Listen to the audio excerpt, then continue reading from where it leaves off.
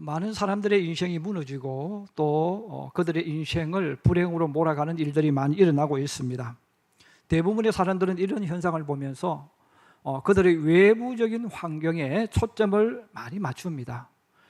집이 가난해서, 아니면 부모들이 알코올 중독자여서, 아니면 또 이런저런 많은 핑계를 대죠. 그렇지만 실제적으로 그 환경도 굉장히 중요한 역할을 했지만 더 중요한 것은 바로 이 원수 마귀가 뿌려놓은 가라지, 그 가라지가 그 사람의 마음과 생각을 이렇게 잘못되게 이끌어 갔기 때문에 바로 그에게 불행한 일들을 하게 만든다는 겁니다.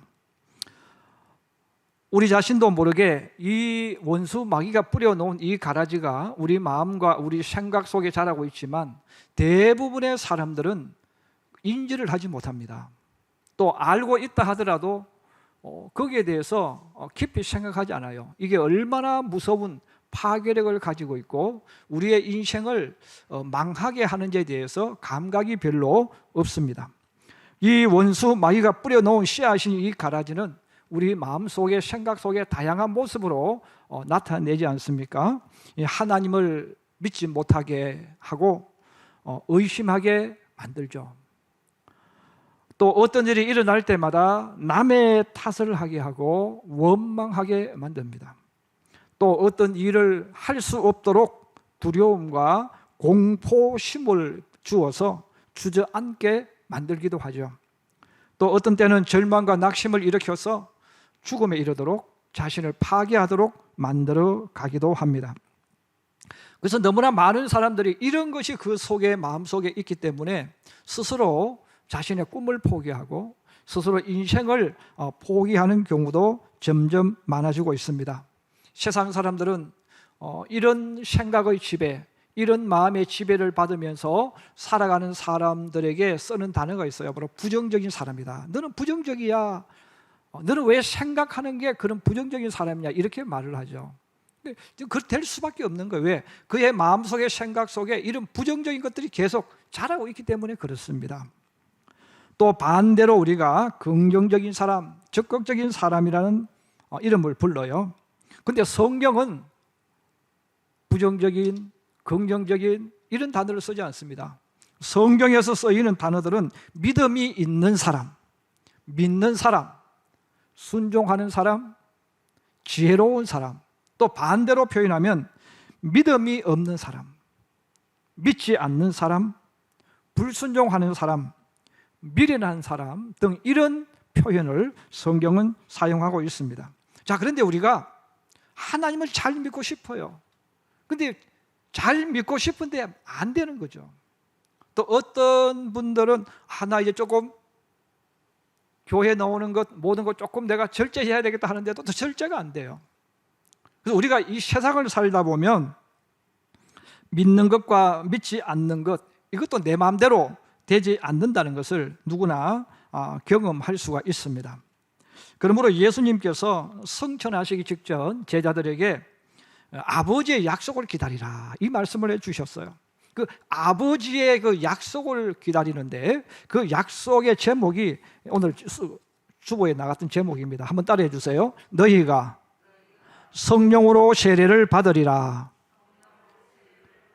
다시 한번요. 너희가 성령으로 세례를 받으리라. 자, 근데 너희가 성령으로 세례를 받으리라, 또 다른 편에 성령을 받으라, 이 말씀을 해주셨는데, 근데 이 말씀을 하기 이전에 오늘 5절에 보시면 요한의 세례를 이야기해요. 요한은 너에게 물로 세례를 베풀었다라는 단어를 씁니다. 요한이 베푼 세례, 물로 받는 그 세례에 대해서 먼저 예수님이 말씀해 주셨어요. 2020년, 2021년에는 우리 교회도 코로나 때문에 사실 세례식을 하지 못했어요. 그래서 올해는 어떤 경우가 생겨도 어린 아이들을 위해서 또 유아 세례 받을 아이들도 있기 때문에 꼭 세례를 할 계획을 가지고 있습니다만은 많은 분들이 세례를 받았지만 이 세례의 중요성을 사실 인지하지 못하는 분들도 굉장히 많이 있습니다. 여러분, 원래 예수님께서 받으신 세례는 이름 그대로 물속으로 완전히 들어가는 것을 말합니다. 그 세례는 물속으로 완전히 들어가서 내 머리에서 발끝 전체를 물로 씻어버린 것, 이것을 이야기할 때 세례라는 단어를 써요. 물론 전 세계 현재 많은 기독교 신앙인들이 받는 세례는 물속에 들어가는 것보다는 머리 위에 물로 안수받는 이 간단한 예식을 하고 있어요. 물론 침례교라든지 또 어떤 교단에서는 세례는 물속에 들어가는 것이다 해서 들어가는 경우도 있습니다만은 사실은 똑같은 의미입니다. 그래서 여러분, 우리가 세례를 줄 때, 특히 장로교에서 세례를 줄 때 물을 머리 위에 안수를 해줘요. 찍어서. 그럼 이것은 무슨 뜻입니까? 물이 너를 완전히 잠궜다, 너는 물속에 완전히 들어갔다 하는 그런 의미로 이 물세를 줍니다. 그런데 이렇게 하는 중요한 이유가 있습니다. 이것은 물이 많은 지역, 물이 없는 지역, 특히 산에 있는 사람들, 이 사람들 같은 경우는 물이 없어요. 도랑물이 흐르는데 여러분, 도랑물에 들어가서 아무리 내가 잠수를 하고 싶어도 잠수 못 하잖아요. 그러면 세례받은 사람 가운데 너는 어떻게 세례받았냐? 나는 강 속에 들어가서 세례받았다. 우리는 물이 없어서 그러면 물로 머리를 받을 수 있잖아요. 지금 우리가 받는 것처럼. 자, 이런 많은 것들이 있기 때문에 그것을 하나로 통일하기 위해서 지금처럼 우리가 이제 이런 형식으로 많이 하게 됩니다. 자, 그런데 우리가 이 세례를 받을 때 그러면 왜 하나님께서 세례라는 것을 왜 하게 하셨을까? 이유가 있을 거 아니겠어요? 세례를 받을 때 물속으로 완전히 몸이 들어가는 거죠. 여기에는 크게 두 가지의 중요한 뜻이 있어요. 그 하나는 사람의 몸이 물속으로 완전히 빠져 들어갔다라는 것은 죽었다라는 뜻입니다. 내가 물속에 완전히 빠져버린 거죠. 이것은 죽었다 하는 것을 의미하죠. 사람이 물속에 빠지면 죽습니다. 그 죽는 이유는 숨을 못 쉬기 때문에 죽는 거예요. 그 많은 사람들이 오해를 하는 부분이 있어요. 어떤 사람이 헤엄을 치지 못해서 죽는다고 생각을 해요. 여러분, 헤엄 못 친다고 죽는 건 아니에요. 숨을 못 쉬기 때문에 죽는 것이지 헤엄하고는 아무 상관이 없습니다. 그래서 내가 아무리 헤엄을 못 쳐도 물에 빠져도 호흡만 할 수 있으면 그 사람은 죽지 않아요. 그래서 우리는 수영 못해서 죽는 게 아니라 호흡을 못하기 때문에 죽는 거죠. 왜? 물속에 들어가 버렸기 때문에. 자, 그러므로 물이라는 것은 물속에 잠겼다는 말은 그 사람은 죽었다, 이런 뜻이죠. 이것을 바로 하나님께서 우리에게 주시는 거예요. 너는 옛사람은 죽었다, 너는 죄된 옛날의 모든 너는 죽었어, 이런 의미. 그리고 너는 이제 예수 안에서 새로운 사람으로 만들어졌다, 태어났다 하는 그런 의미로 우리는 이 세례라는 것을 받습니다. 그 두 번째로 물속으로 완전히 들어갔다는 것은 물속의 사람이 되어졌다. 다른 말로 하면 너는 물의 지배를 받고 물의 통치를 받는 사람이 되어졌다는 뜻입니다. 우리가 내가 발로 딛는 이런 물을 말하는 게 아닙니다. 내 몸이 강 깊은 물에 들어갔어요. 아니면 바다에 들어갔다고 한번 생각해 보세요. 내 발이 땅에 닿지 않아요. 자, 그랬을 때 나는 물의 지배를 받는 사람, 물의 통제 속에 있는 사람, 물 속에 있는 사람이잖아요. 내가 밖으로 가려면 내 힘으로 못 가요. 그럼 내가 뭘 해야 됩니까? 물을 이제는 의지해야 돼. 물의 힘을 통해서 가는 거예요. 우리는 그것을 수영이라고 이야기하잖아요. 내가 수영이라는 다른 게 아니에요. 내가 내 몸을 물에 맡기는 거야. 물에게 위임해놓고 나는 물을 이용해서 오는 거예요. 자, 이것처럼 내가 물속으로 완전히 들어갔다는 것은 바로 세례를 통해서 너는 하나님의 사람이 되어졌다는 뜻입니다. 여러분, 하나님의 사람이 되어졌기 때문에 하나님의 사람, 예수의 사람은 자기 마음대로 못 사는 거예요. 이제는 하나님을 의지해야 되는 겁니다. 이제 하나님의 은혜로 걸어가야 되는 것이죠. 자, 그러므로 우리가 이 세례 받는다는 것은 굉장히 중요한 의미가 있고, 이 의미를 우리가 알아야 나중에 성령으로 세례를 받는 의미를 우리가 알 수가 있어요. 저는 오늘 이 세례에 대해서 이야기를 하면서 요한이 행한 물세례에 대해서만 오늘 먼저 말씀을 드리려고 합니다. 성령이 충만한 요한이 요단강에서 회개하는 사람들에게 물로 세례를 주었어요. 바로 이 물로 세례를 준 중요한 원인이 있습니다. 그래서 세례는 이런 의미가 있다고 제가 먼저 말씀드려서 죽음이다. 그런데 이 세례와 똑같은 것이 구약의 할례라는 것입니다. 구약의 할례와 신약의 세례는 같은 의미예요. 요한복음 골로새서 2장 11절에 보면 또 그 안에서 너희가 손으로 행하지 아니한 할례를 받았으니, 그래서 구약의 세례를 말해요. 그럼 구약 창세기 17장에 보면 하나님께서 아브라함에게 할례를 행하라 그랬어요. 그럼 이 할례의 중요한 의미가 그 속에 있는 것이겠죠. 창세기 17장 7절에서 8절에 보면 내가 내 언약을 나와 너 및 내 대대 후손 사이에 세워서 영원한 언약을 하고 너와 내 후손의 하나님이 되리라. 내가 너와 내 후손에게 내가 거류하는 이 땅 곧 가나안 온 땅을 주어 영원한 기업이 되게 하고 나는 그들의 하나님이 되리라 그랬습니다.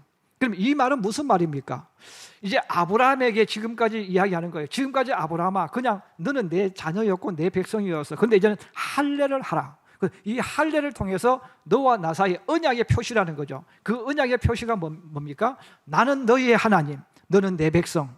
그 표시예요. 그래서 이 할례의 가장 중요한 표시는 이 표시를 통해서 나는 하나님의 사람, 나는 하나님의 백성, 그 표식이 바로 뭐냐면 이 할례입니다. 그러면 이방인들은 뭐예요? 이방인은 표시가 없는 사람이죠. 내가 아무리 나 하나님 믿어, 나도 내 하나님 믿어. 지금도 여러분 그런 분들 굉장히 많죠. 나도 하나님 믿어요, 목사님. 어떻게 믿어요? 저도요, 제 마음속에 하나님 믿어요 그래요. 표식이 있느냐요. 근데 이 표식은 뭐냐? 우리로 표현하면 주민등록증과 같은 것을 말합니다. 여러분, 대한민국에 산다고 다 대한민국 사람이 아니에요. 대한민국 사람하고 똑같이 생겼다고 해서 대한민국 사람도 아닙니다. 대한민국 사람이 되려면 반드시 주민등록증이 있어야 돼요. 그래서 나 대한민국 사람이야, 나 대한민국에 살아, 아무리 말을 해도, 그러면 너는 주민등록증을 가지고 와봐. 이제 요즘 해외여행하는 거야. 그럼 너 여권 가져와봐. 여권 나 없어. 그럼 넌 대한민국 사람 아니라는 거예요. 너 주민등록증 없다? 너 대한민국 사람 아니라는 거죠. 내가 아무리 우겨도 증명서류가 없는 거예요. 여러분, 세례는 증명서류입니다. 내가 하나님 자녀라는 증명서류예요. 성도들 가운데 또 그런 분들이 많고 예수 믿지 않는 분들 가운데는 그런 분들이 많죠. 아니, 예수 믿는 사람이 나보다 더 잘하는 게 뭐가 있느냐 이거죠. 아니, 저 사람이 천당 가면 나도 천당 가겠다고 말하는 어리석은 사람이 많아요. 여러분, 천당 내가 가고 싶다고 가고 싶지 않다고 가는 게 아니에요. 여러분, 여건만 있으면 우리는 대한민국에 얼마든지 올 수 있는 거예요. 주민등록증만 있으면 우리는 대한민국 사람이에요. 이것처럼 내 마음대로 천국 가고 천국 오고 안 가는 게 아니에요. 여러분, 표식이 있는 사람이 가는 거예요. 근데 그 표식이 뭐냐 이거죠. 바로 세례를 통해서 표식을 주는 것인데, 그래서 이 세례는 당신은 이방인, 나는 하나님의 사람, 이 표를 이제 주는 것이 이 할례, 구약 시대에는 이 할례였고 신약 시대는 바로 물로 받는 이 세례입니다. 그러면 이제 우리가 세례를 받았어요. 예수 그리스도를 나의 구주로 고백하고 세례를 받아서 하나님의 자녀가 되었습니다. 자, 하나님의 자녀가 된 이후에 하나님의 자녀가 된 신앙인이 이제 결심하는 거예요. 내가 이제 하나님의 자녀이기 때문에 하나님 위에 살겠다, 하나님 기뻐하는 삶을 살겠다 하고 결심을 하고 이제 하나님을 믿기 시작합니다. 그런데 내가 이제 하나님의 자녀로 정말 열심히 믿으려고 이제 성경도 공부하기 시작하고 막 성경도 읽기 시작해요. 자, 그런데 문제가 뭐냐면 이렇게 내가 하나님의 자녀로서 열심히 하나님을 믿고 거룩한 신앙생활, 하나님을 기쁘게 하는 삶을 살려고 노력을 하면 할수록 뭐가 되느냐면 인간적인 생각과 사람의 노력으로 뜻을 이루려고 하는 율법적인 사람이 되어진다는 거예요. 이게 이제 물로 세례를 받은 사람의 한계성입니다. 내가 하나님 자녀이니까 난 이제 거룩하게 살 거야. 그리고 거룩하게 살려면 하나님을 말씀을 알아야 되니까 하나님 말씀을 막 공부를 하는 거예요.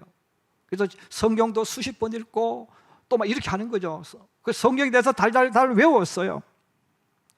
자, 그렇게 되어졌을 때에 우리도 모르게 내가 더 잘하고 더 잘한다고 하는 그것이 바로 나도 모르게 윤리적인 사람이 되고 도덕적인 사람이 되어지고 율법적인 사람이 되어지고 그리고 모세의 자리에 앉는 사람의 선생이 되어버리는 경우로 변질되어 버린다는 거죠.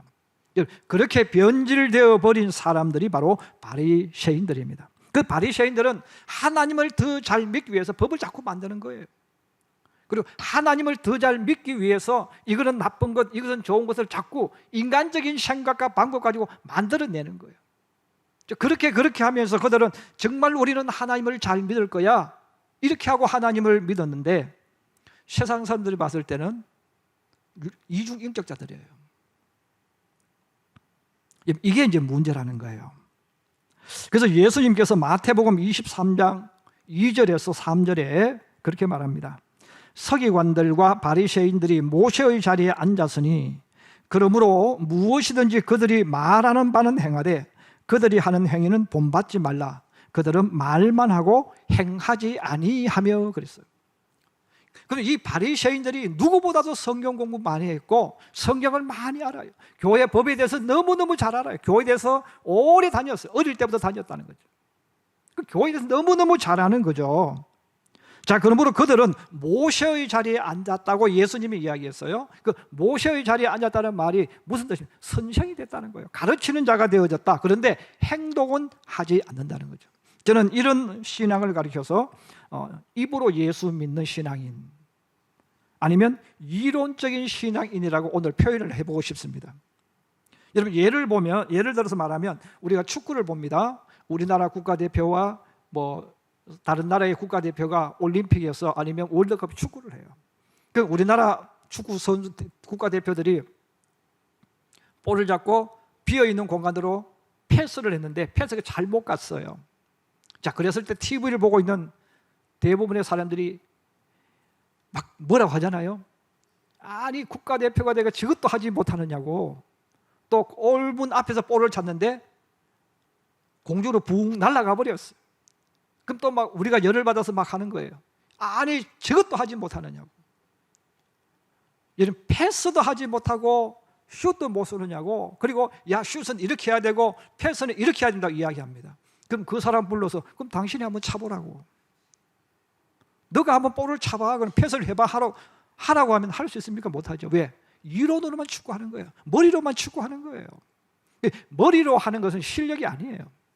진짜 실력은 몸으로 할 수 있어야 된다는 겁니다. 바리새인들이 바로 하나님을 믿는데 어떻게 하나님을 믿었다는 겁니까? 머리로 하나님 믿은 거예요. 이론으로 하나님 믿은 거예요. 그래서 사람들 앞에 야 예수 믿을 때는 이렇게 하고 기도할 때는 이렇게 하고 뭐 이렇게 입으로 다 해버렸다는 거예요. 그것은 신앙이 아니라는 것이죠. 진짜 신앙은 행동을 보여주는 것입니다. 그러므로 예수님께서 그들은 말만 하고 행하지 아니하며라고 이야기했어요. 이런 가정에서도 성경을 많이 알고 많이 배운 신앙인이 배우자에게 그런 말을 참 많이 들었어요. 당신 오늘 저 말씀 목사님 말씀 들었지? 당신도 앞으로 나한테 그렇게 해야 돼. 그 사람은 무슨 신앙인입니까? 입만 동동 뜨는 신앙이네요. 그 예수님 뭐라고 말했어요? 너 가짜라는 거예요. 바리새인이 그렇게 예수 믿었다는 거예요. 너가 정말 성경을 많이 알면 그렇게 말하면 안 된다는 거죠. 여보, 오늘 목사님 말씀을 통해서 하나님이 내게 이렇게 말씀하셨어. 여보, 내가 그렇게 할게. 거기까지만 하는 거예요. 근데 바리새인은 어떻게 합니까? 당신 들었지? 당신 뭐 잘못했는지 알지? 가르치는 거예요. 여러분, 가르치는 것은 성령이 하시는 거예요. 근데 내가 가르치는 거예요. 그럼 자기는 합니까 안 합니까? 입으로 다 해버리죠. 바리새인이 그렇게 했어요. 그리고 바리새인들이 예수님 앞에 여러분 마태복음 23장 4장 보세요. 얼마나 책망든지 몰라.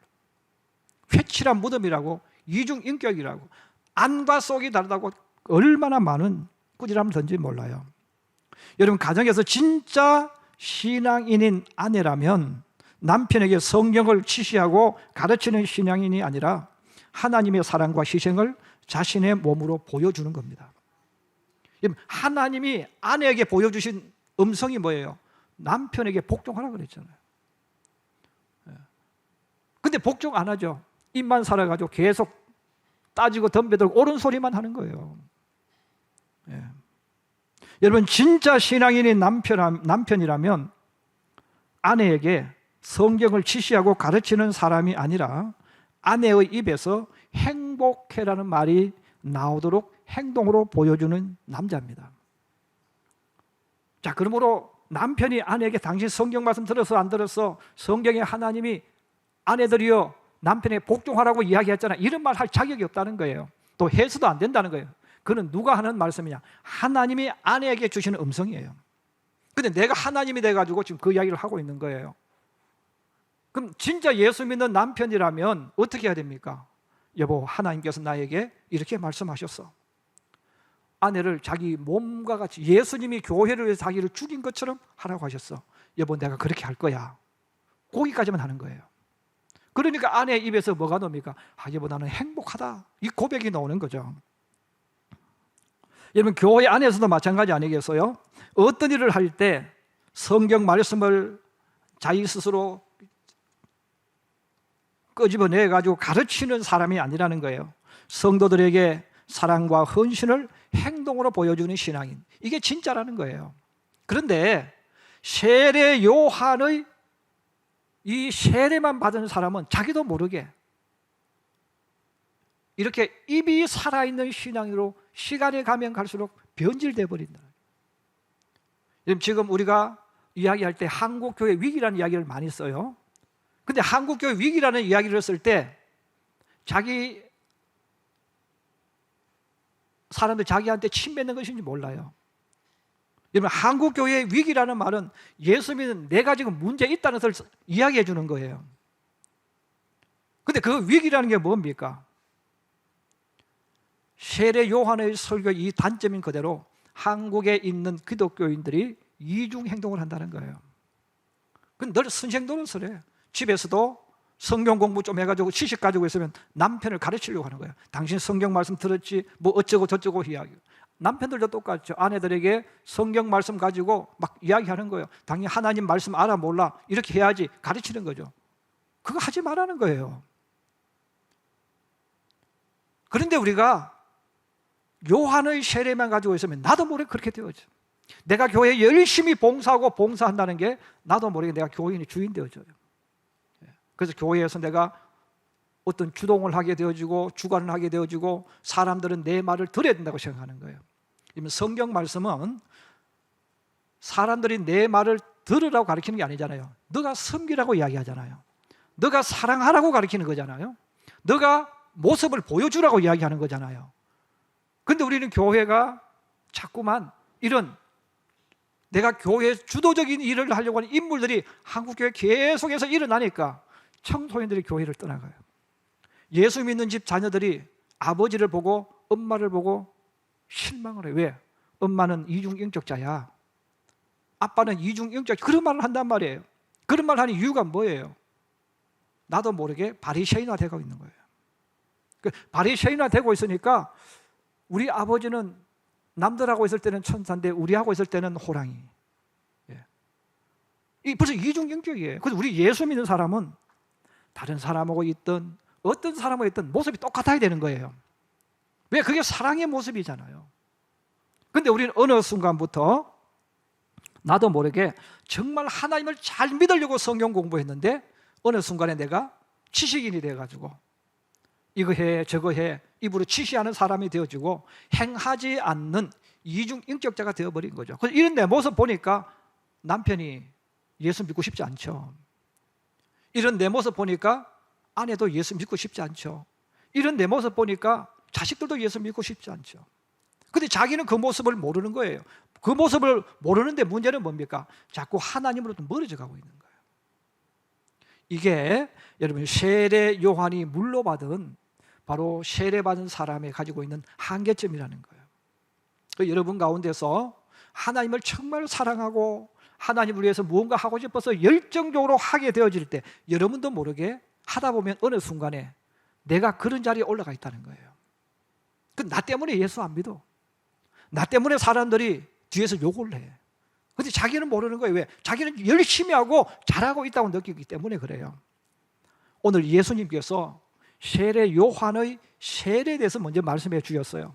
우리가 세례 요한이 베푼 이 물 세례를 우리가 이 한계를 알 때 우리는 예수님이 하신 다음 단계를 알 수 있습니다. 여러분, 세례 요한이 베푼 세례가 나쁘다는 것이 아닙니다. 잘못됐다는 게 아닙니다. 이게 기본입니다. 자, 그렇지만 이게 바로 사람이 그것만 가지고 신앙생활을 할 때는 문제가 발생할 수밖에 없다는 거죠. 그러므로 예수님께서 너희가 요한의 세례를 받았기 때문에 반드시 성령으로 세례를 받아라 이야기하는 겁니다. 이게 이루어지지 않으면 제가 지금까지 이야기했던 것처럼 나도 모르게 자꾸 모세의 자리에 앉습니다. 나도 모르게 자꾸만 가르치려고 하는 거예요. 나는 하지도 않고. 그래서 내가 나도 모르게 자꾸 이중인격자가 되어지고 내 모습 속에서 지적질하고 가르치는 것은 잘하는데 삶을 못 보여주는 거예요. 그 이유가 바로 여기 있다는 것을 우리가 다시 한번 기억하면서 내가 왜 예수를 믿으면서 내 모습 속에 향기가 없을까? 왜 사람들이 나를 보면서 나도 예수 믿고 싶어, 나도 당신처럼 살고 싶어, 이 고백이 나와야 되는데 왜 이 고백이 나오지 않고 오히려 사람들이 교회를 오래 다닌 사람을 보면서 실망해서 교회를 떠나는 일이 왜 일어날까? 여러분, 오래된 교회들에서 청년들이 사라지고 있잖아요. 여러분, 평택에도 마찬가지입니다. 평택에도 역사와 전통을 자랑하는 큰 교회 가보세요. 청년들 별로 없습니다. 왜 없겠어요? 모세 자리에 앉은 직분자들이 자꾸 많아지니까 자리를 떠나가는 거예요. 이게 불행한 거죠. 잘못되어진 거잖아요. 바로 오늘 우리의 모습을 한번 되돌아보면서 여러분, 나 때문에 주의 영광 가리지 않기를 원합니다. 나는 올바르게 한다고 하는 것이 바로 나 때문에 내 자녀들, 내 가족들 이런 데 문제가 생기면 안 된다는 거예요. 그래서 오늘 예수님께서 요한의 세례는 하나님 자녀의 표식이기 때문에 알려주셨지만 우리는 그 단계에 머물지 않고 바로 성령으로 세례를 받으라는 이 말씀에 초점을 맞춰야 됩니다. 그래서 오늘 다시 한번 세례받아서 하나님의 자녀인 내 모습을 한번 되돌아보시면서 정말 저도 여러분도 평생토록 기도해야 될 제목이 바로 이겁니다. 성령으로 충만해지는 거예요. 성령이 내게 임해지는 겁니다. 그래서 이 기도는 우리 평생 동안 해야 될 그 기도 제목임을 다시 한번 기억하면서 내 자신의 모습, 내 자신의 행동, 내 자신의 인품을 되돌아보면서 말씀이 삶으로 나타나고 있는지 재점검하셔서 여러분의 삶이 말씀과 하나가 되어지고 말씀과 일치되도록 만들어가는 예수의 사람, 하나님의 사람들이 되기를 주의 이름으로 축복합니다.